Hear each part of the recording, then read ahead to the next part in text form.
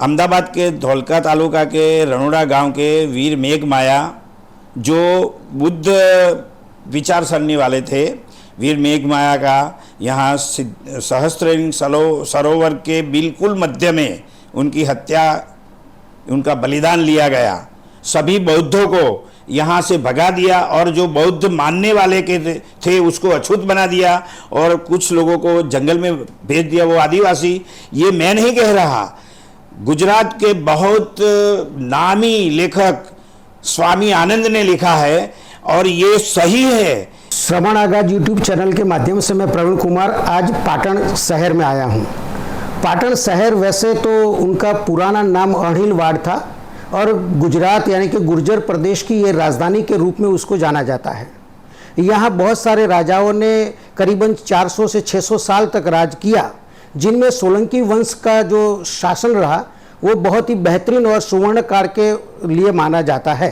आज मेरे साथ पाटन शहर में यहाँ के लोकल हमारे जो पाटन जिस नाम से जाना जाता है कि यहाँ जो एक विरल घटना घटी थी, वो घटना ये थी कि आज से करीबन 1000 साल पहले यानी कि 1145 भाद्रपद के नोम के दिन ये एक हमारे शेड्यूल कास्ट यानी कि शूद्र जाति के महावीर मेघमाया नाम का एक जन आंदोलन के क्रांतिकारी एक महापुरुष का यहाँ गुजरात प्रदेश के धौलका डिस्ट्रिक्ट रणोड़ा गांव में उसका जन्म हुआ था।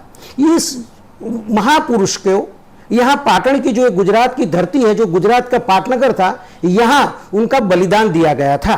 तो आज हम उनके वीर मेघमाया या तो वीर महावीर मेघमाया जो हमारे महापुरुष थे, जो हमारे लिए, हमारे समाज के लिए, हमारी अधिकार और हक की लड़ाई के लिए उसने जो त्याग और बलिदान दिए, उसकी कहानी यहाँ के हमारे पाटन के लोकल जो वीर मेघमाया ट्रस्ट के जो संचालक है नगिनदास डोडिया सर, वो उससे हम बात करने जा रहे हैं। वो वीर मेघमाया के बारे में पूरी जानकारी हमको देने वाले हैं। तो मैं आपको यह रूबरू कराना चाहता हूं कि सर आपका शुभ नाम क्या है? मेरा नाम है नगीन चंद्र डोडिया, मैं पाटन का रहने वाला हूँ। मैं पूर्व तालुका विकास अधिकारी हूँ, मैं पोएट हूँ, कवि हूँ और वीर माया स्मारक समिति गुजरात वणकर समाज के साथ संलग्न हूँ। सर ये वणकर समाज जो बोलते हैं उसको वो पूरे भारत में बुनकर के यानी कि कपड़े बनाने वाले की एक कम्युनिटी है, उसी समाज से आप बिलोंग करते हैं? Yes sir. आप वीर मेघमाया जो मैंने बताया कि इसी शहर में उसका बलिदान ये 1194 में ये महाशुद्ध नोम सातम के दिन यहाँ बलिदान दिया गया। तो वीर मेघमाया का इतिहास क्या है, इसके बारे में आपके पास क्या जानकारी है सर? जब वीर मेघमाया का बलिदान पाटन में लिया गया तब पाटन का महाराजा था सिद्धराज जयसिंह सोलंकी और सिद्धराज जयसिंह सोलंकी ने सहस्त्रलिंग तालाब यहाँ बनवाया, लेकिन उसमें पानी नहीं आया।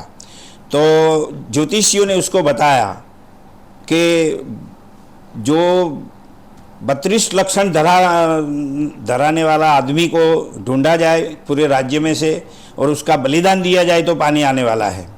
उस समय अहमदाबाद के धौलका तालुका के रणोड़ा गांव के वीर मेघमाया जो बुद्ध विचार सरणी वाले थे और जो कट्टरवादियों को ये पसंद नहीं था और उन्होंने वीर मेघमाया को हत्या करने का विचार किया और राजा को ये बताया कि ये आदमी 32 लक्षण धराता है तो उसका बलिदान दिया जाए तो सहस्त्रलिंग में पानी आ सकता है।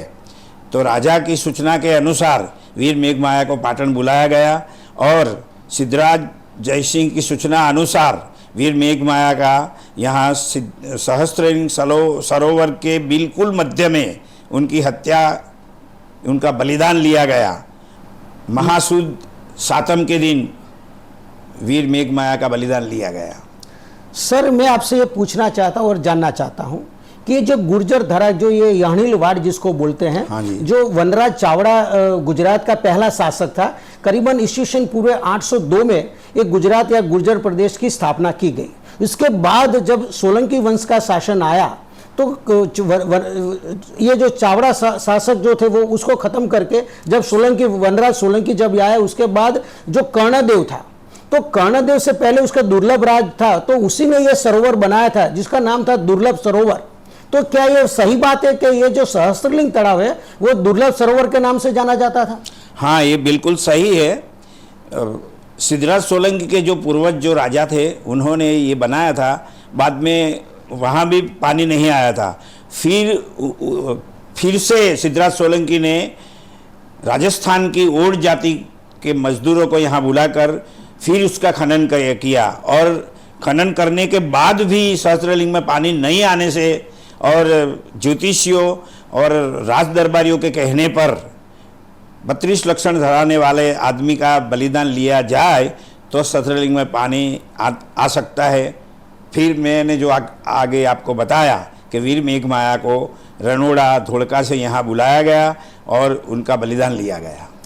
डोडिया साहब, मैं आपसे दूसरी एक बात पूछना चाहता हूं कि जब मान लो कि सिद्धराज जयसिंह सोलंकी और उनकी माता मिनड़ देवी जो थी, तो उन्होंने ये जो सहस्त्रलिंग तालाब का रिनोवेशन किया।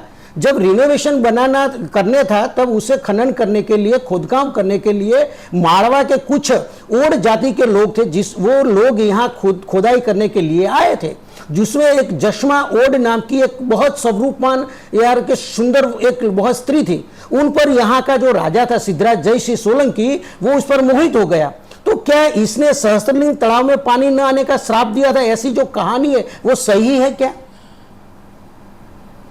कहते हैं कि श्रुति और अनुश्रुति पर भारत का पूरा इतिहास रचा गया है, और जो विद्वान लोग हैं वो श्रुति अनुश्रुति लोकोक्ति को उपयोग करके लिखते हैं, वो आज ही चल रही है। और ये सच है लोकोक्ति और अनुश्रुति के बाद में कि जस्मा वो अत्यंत रूपवान स्त्री थी और सिद्धराज सोलंकी उस पर मोहित भी हो गया था, लेकिन वो परिणित थी, उसका बच्चा भी था, उसका पति भी उसके साथ था, पूरा परिवार उनके साथ था। ये सती होने के कारण वो सिद्धराज सोलंकी को बस नहीं हुई, और इसलिए उसने वो सभी ओड जातियों के साथ उसके पति की भी हत्या कर दी।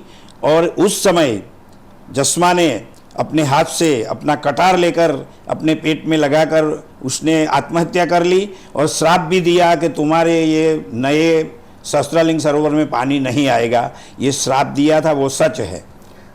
डोडिया साहब, और मैं एक बात जानना चाहता हूं कि गुर्जर प्रदेश यानी कि गुजरात, जिसकी पाटनगर यानी कि राजधानी पाटन थी, तो वहां से उनका शासन जो था सिद्धराज जयसिंह, जो धोड़का तक वो लंबा चौड़ा था उसका, उस वहां धोड़का के रनोड़ा गांव में जो हमारे वीर मेघ माया जिसको बोलते हैं, या तो महावीर मेघ माया बोलते हैं, या तो हमारे समाज का, हमारे जो इस देश में जो वैदिक संस्कृति थी, जो सनातन सभ्यता थी, इसने हमारे लोगों पर जो कुछ ऐसे कानून डाले हुए थे जिसके लिए हम मानवीय जीवन जी नहीं रहे थे, तो वीर मेघ माया ने हमारा लोगों का उद्धार करने के लिए उनके खिलाफ, यानी कि वैदिक संस्कृति और सभ्यता के खिलाफ जो वीर मेघ माया ने जन आंदोलन किया ये 11वीं सदी में, तो इसकी वजह से यहाँ के जो पंडित पुरोहित थे, वो पंडित पुरोहितों ने कोई षड्यंत्र रच के उनकी हत्या, जो आप बता रहे हैं कि उसकी हत्या की है, बलिदान नहीं दिया, तो क्या इस बात में कोई तथ्य है सर?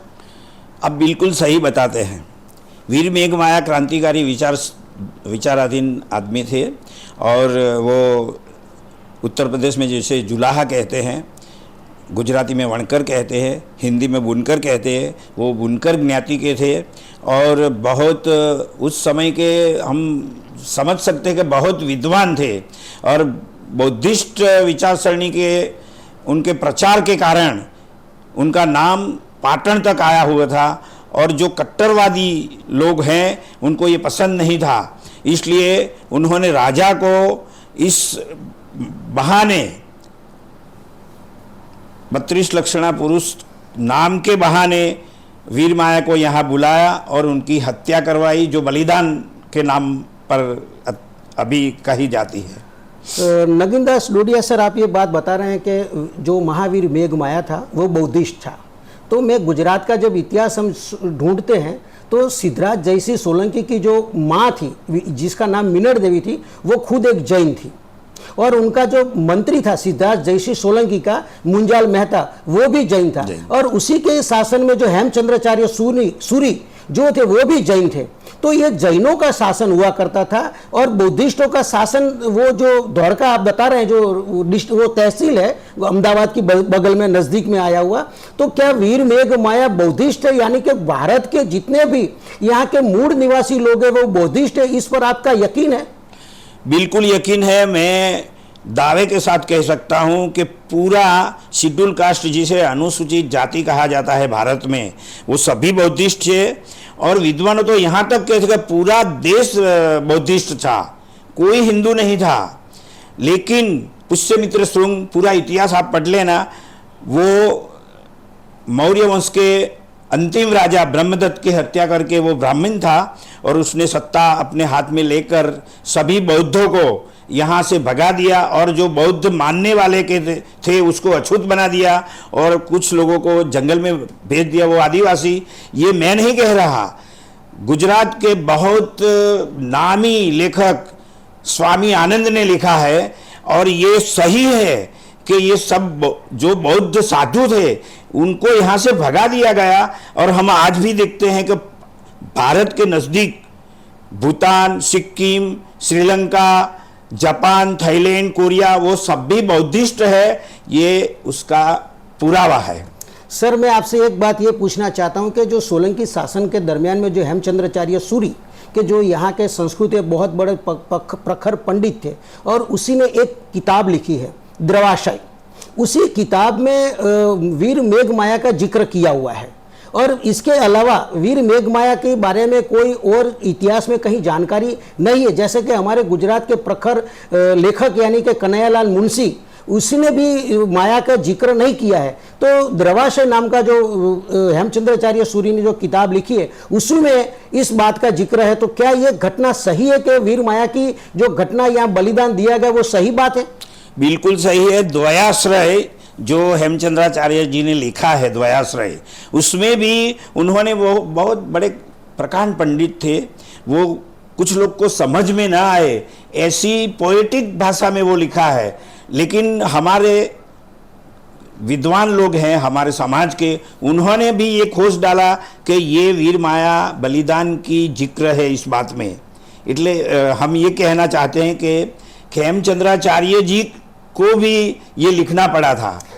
सर, मिनर देवी जो यहाँ की सिद्धराज जयसिंह की माता थी, उसी ने 3 तालाब वैसे बनवाए थे उनके शासनकाल के दरमियान में। एक सहस्त्रलिंग तालाब था, दूसरा विरमगाम का मुनसर तालाब भी था और एक द्वारका के वहीं पर एक तालाब उसने मिनर देवी ने बनाया था। ऐसे वो जो मिनर देवी थी वो तालाब, कुएं, वाव बनाने में माहिर थी। तो क्या ये वीर मेघमाया का जो बलिदान पाटन में दिया गया, जो ये आप बता रहे हैं कि महासूद सातम के दिन ये वीर मेघ माया को 1194 में यहाँ लाके पाटन में, द्वारका से पाटन में आए, और ऐसी बात हमने सुनी कि महापंडित जो थे, पंडित पुरोहित थे, जो ज्योतिषियाँ थे, ज्योतिष लोग थे, उसी ने उसका मुहूर्त निकाल के इसी दिन मुहूर्त निकाला और सिद्धराज जयसिंह खुद वीर मेघ माया को लेने के लिए वहाँ आया था। क्या इस बात पर आपका क्या कहना चाहते हैं सर?